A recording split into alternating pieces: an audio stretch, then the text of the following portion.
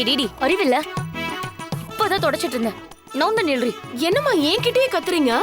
பின்ன இந்த கடுப்பை நான் அவகிட்டே காட்ட முடியும்? அம்மா நீ இதுக்கே இப்படி டென்ஷன் ஆனனா ஏன் நிலைமைய கொஞ்சம் யோசிச்சு பாருங்கம்மா.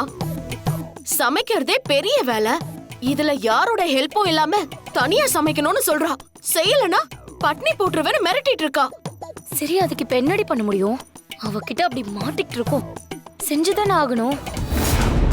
திருடனுக்கு தேல் கொட்டினா பொறுத்துக்கிட்டு தானே ஆகணும்.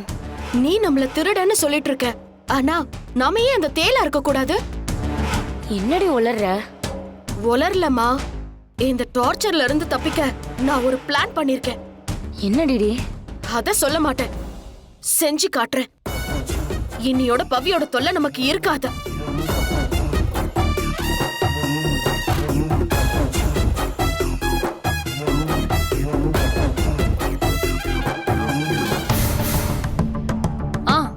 சரி, ஓகே பவி.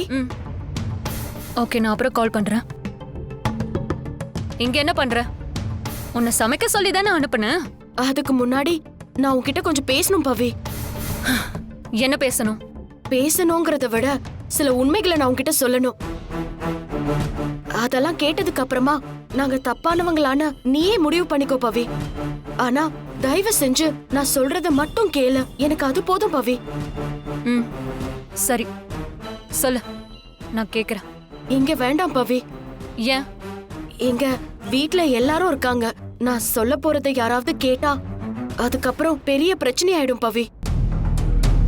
ரெண்டாவது, நீயும் எங்களை எதிரியாதான் நினைக்கிற.